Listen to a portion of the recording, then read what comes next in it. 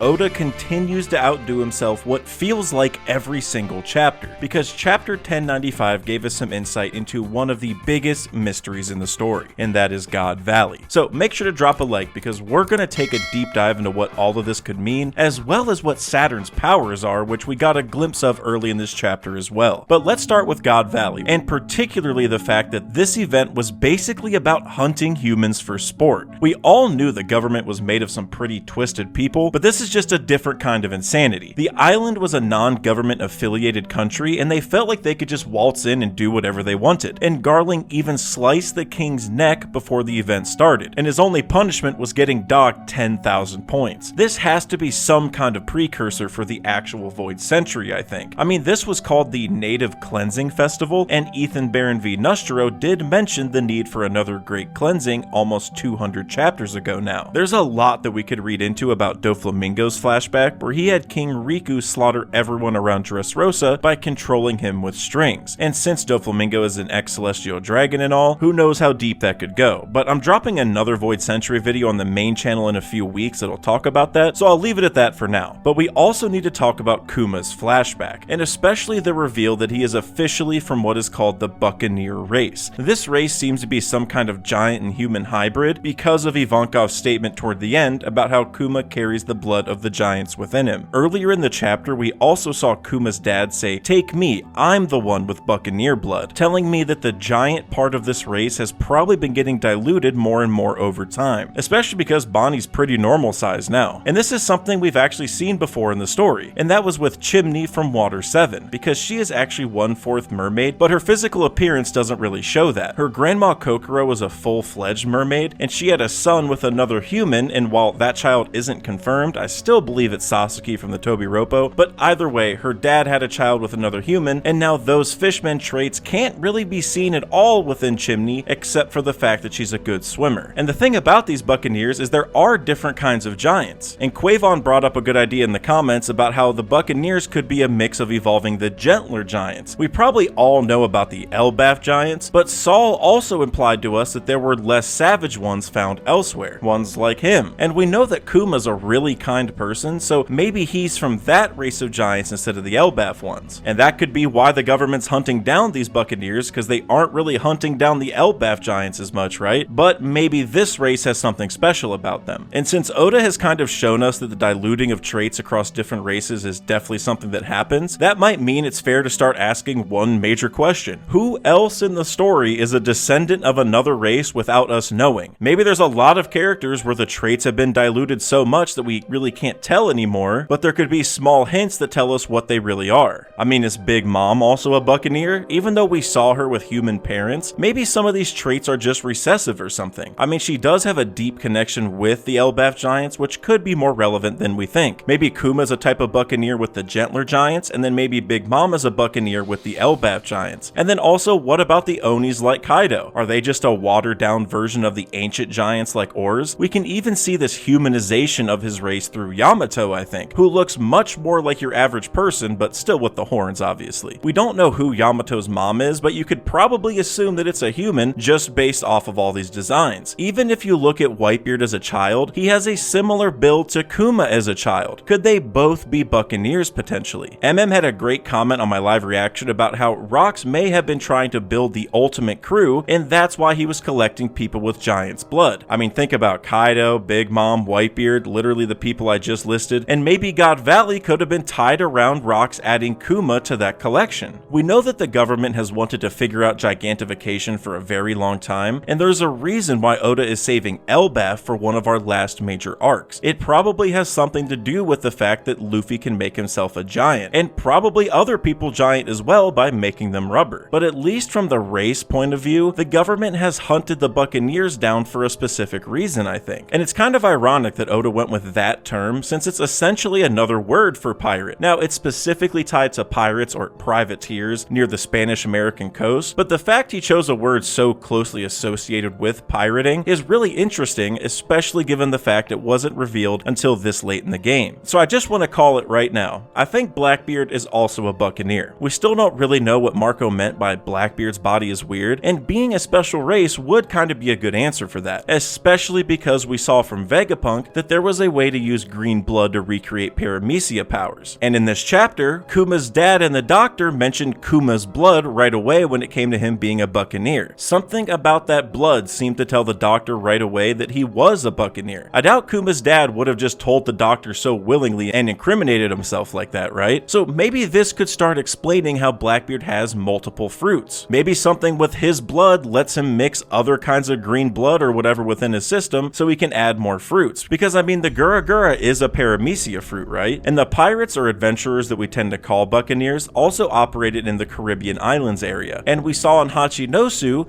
that Blackbeard had a Caribbean theme to his throne room or whatever you want to call it. Oda's going deep here with this whole special race thing, and I'm super excited to see where he takes it. Because we've met the Lunarians in Wano, and now we have the Buccaneers, so who knows what else Oda's gonna have in store for us going forward. And the crazy part about this God Valley flashback is that the Celestial Dragons were just hunting humans. They really have no problem doing whatever they want with races that aren't their own. But they don't wipe out the humans entirely like they tried to do with the Lunarians, and apparently also the Buccaneers. And I would assume that's because they view humans as the weakest or something, I think. I mean, it's good to have Buccaneers and Lunarians under your wing when you can use them as slaves or as experimental pieces to bolster your army like they did with the Seraphim, but otherwise they're pretty dangerous if left free, right? I feel like Fishmen are kind of in the same boat, and maybe that's why Joy Boy left an apology in regard to them being stuck at the bottom of the sea, at least until the next Joy Boy came along. It was probably for protection or something, or maybe Emu doesn't want to subjugate them because Emu wants Poseidon or something, I don't know. But the point is, the world government is very selective about what races they're doing what to, and I'm very keen to find out more about it. But now I want to talk about these 6 chests that we see that are seemingly some kind of prizes for the cleansing festival that they're having. And just like Spencer pointed out in my live stream, I feel like those have to be devil fruits. We've seen fruits inside of many chests before, like Luffy's fruit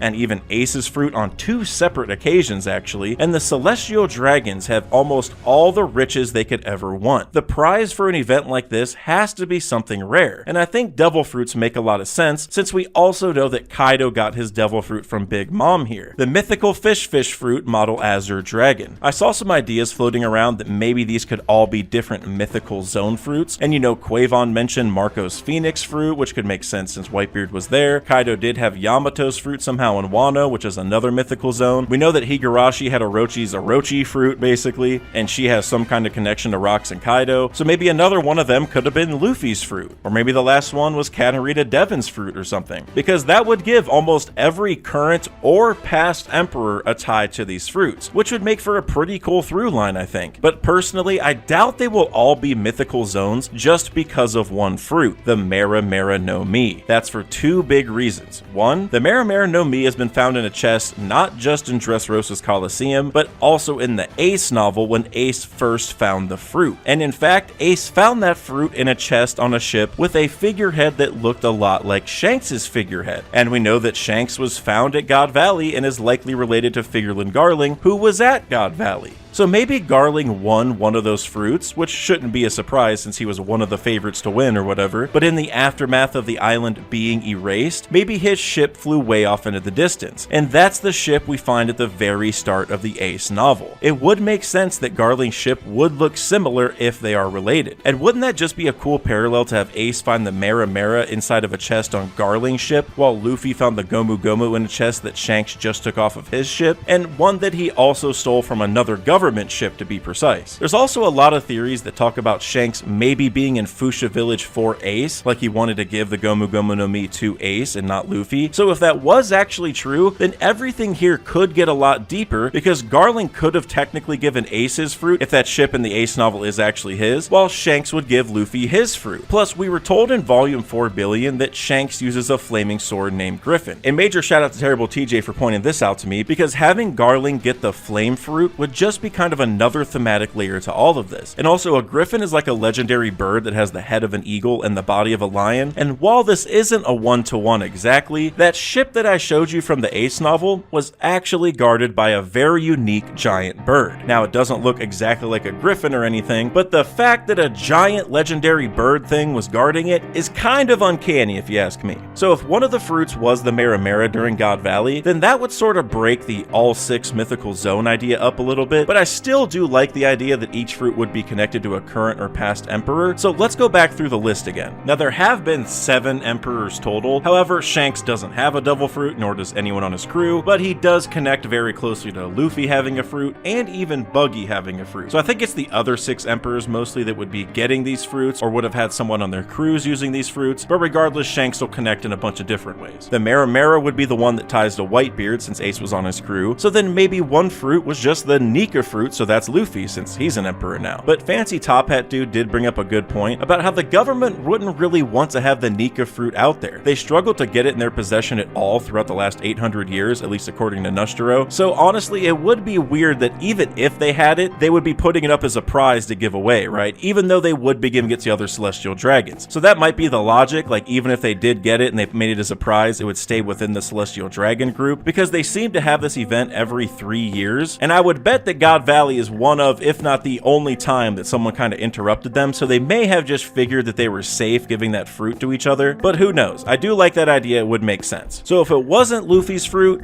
then who else's would it be? Because it should still be something that would tie to Luffy's crew if we're going to stick to this theme that I talked about with each one tying to an emperor. So I think Robin's fruit would be a cool take, since you know she used that fruit to actually become a devil and they called her a demon child throughout her whole life, so that'd be kind of cool. But I also think the Paw fruit could make sense, because obviously Kuma had to get that fruit at some point, right? But there's also a lot of VV Paw theories out there, or Lily Paw theories, or both I guess you could say, and I think those are pretty valid, and she is a Straw Hat, so that would be a good way to tie that all back. But then if we had to tie a fruit to Blackbeard, I mean I could honestly see one of those just being the Yami Yami, especially if one of those other ones was Luffy's, just for the parallel. But if not, then I think Katarina Devon's would actually make a lot of sense, because we already knew the Clone fruit was tied to the rock screw in some roundabout way because of Higurashi, and Devon's fruit is kind of like the improved version of that one, so I could see her fruit being there too. And then I think Kaido's fruit is pretty much a lock at this point, but since Big Mom said she gave it to him, there might be a chance that Kaido got another one to take with him. Like the one he picked was different, Big Mom picked the Azure Dragon one, but then she gave that to him, right? So the other one he could have gotten would maybe be Orochi's fruit and he let Higurashi have it to enact their plan, or maybe it was just Yamato's fruit since he did have it with him, right? And then the very last one that we would need out of all the emperors that we've had in the past and present would be Buggy. So what fruit from Buggy's crew could technically tie to these chests? Well, I'm gonna go with just the Chop fruit. Parvision and I have already mind roped on Buggy potentially being the rain god before, so I'll try to leave a link to those pieces of content below, and it does kind of fit the timeline given Roger was the one who found this fruit. Roger's crew didn't have any devil fruits other than this one, and we know Roger was actually at God Valley, so it would kind of make thematic sense, I guess. Now, Roger didn't get the fruit from there because we actually see in chapter 19 that they raid another ship for it, which is a little reminiscent of Shanks raiding CP9 ship for Luffy's fruit, honestly, maybe just because Shanks was there for both of them, I don't know. But after they got Buggy's fruit, they did say it was worth around 100 million berry, which most devil fruits are probably worth a good chunk normally, but the way that Shanks spoke of it and the way that Buggy reacted to it kind of indicate that that was a lot even for a devil fruit. I mean, 100 million is a lot if we're going to compare it to bounties and stuff like that, and Law's fruit was worth 5 billion, which is obviously a lot in comparison, it's 50 times as much, but regardless, this would just be a cool way for God Valley to kind of birth the 4 emperors as we knew them, and also as we know them. And we also got to meet young Ivankov and Ginny, or Ginny, I'm not sure how that's pronounced yet, and there's a lot of theories floating around about who this could be, but I think it's just gotta be Bonnie's mom. I'm not gonna overthink this one. She's eating, which is a big giveaway since Bonnie is the glutton, and Bonnie and Ginny, or Ginny, end in a similar phonetic way, with like the NNY, or NNEY, whatever you want to say. But it is interesting that Ginny's face and hair kind of resemble York and Atlas a little bit. I think that could be more of a sentimental thing from Vegapunk since he created the satellites, and since Vegapunk has a strong connection to Dragon and Kuma anyway, but still, I don't think this is Luffy's mom if anyone's wondering. But then I also want to talk a little bit about what we saw earlier in the chapter, because Saturn is showing us some insane powers right now. We saw him basically shoot someone just by looking at him last chapter, and now he did that to Sanji, who should have Germa enhancements to stop that. It's almost like that thing is a death wink meets Wi-Fi hockey or something. I'm pretty sure all it really is though is just peak Conqueror's hockey, honestly. What Shanks did to the Lord of the Coast in chapter 1 might be step 1, and then what Shanks did to Green Bull after Wano might be step 2, and then maybe Saturn is showing us step 3, which is essentially shooting someone with your eyes, I guess. Plus we saw Saturn heal himself in this chapter, and he held down some of the crew kinda ominously, and the fodder were even commenting on all of the lightning, which like we've seen lightning come with hockey many different times before in the story, but this makes it feel so much more literal. So there's a lot of weirdness going on, I think. Vegapunk also said it's a technology or some kind of devil fruit, and to be honest, I think that's Oda's way of telling us exactly what it is not. Healing the way Saturn did is only something we've seen with like Mancherry's fruit or something, and the way he was holding down Frankie, Vegapunk, and Sanji almost felt like a gravity power or something. There's a lot of different ways this could go, but one interesting take is from my guy Tiante, who thinks it could just be connected to time, which makes sense because the Roman god Saturn connects to the Greek god Cronus, who is the god of time in a sense of calendars and the passing of the seasons at least. There is another god named Kronos who has a very similar name, but is different and is the embodiment of time. The distinction may not matter that much though, because they've been confused a lot throughout history and Oda would probably just latch onto that anyway, so maybe Saturn is doing something time related, which could make a lot of sense since he's up against Bonnie right now who can age and de-age people. I still think Saturn's gonna be a shadow or an actual devil from inside a devil fruit or something like that, something outside the box, but as far as the powers that we saw within this chapter, I do think time could kind of make sense. Maybe his wound healed because he basically de-aged it to a state where it wasn't hurt, like how Bonnie de-ages people in general. Maybe he just de-aged his stomach to like 20 minutes ago or whatever, and maybe he froze everyone in place because he just froze them in time basically, almost like Foxy's powers in a way, because they did all say that they were unable to move their bodies. Or maybe Saturn's just able to use a bunch of devil fruit powers because he is a literal devil or something. I don't know. Oda's doing whatever he wants at this point. Also, shout out to Frankie for getting one of his best feats in the series by saving Luffy from Saturn. I expect that in the next couple chapters, the crew is gonna get some major help, like mainly the giant robot from a couple chapters ago, as Mantis Toboggan also pointed out. Hopefully this thing can provide an antagonizing force for Saturn to let our crew kind of figure their stuff out for a little bit. Also, Kuma is definitely showing up, I think, and even Dragon probably will, since his 1000 chapter anniversary is right around the corner. And we're also getting some really important details about the origins of the Revolutionary Army, so seeing all these people come back together here just makes a lot of sense, and that could be what kind of holds off Saturn and lets our crew have a chance to escape. I mean, Saturn did say that it would be something to see them escape from such a hopeless situation, and that we'll see what fate has in store for them. So whatever Oda is cooking,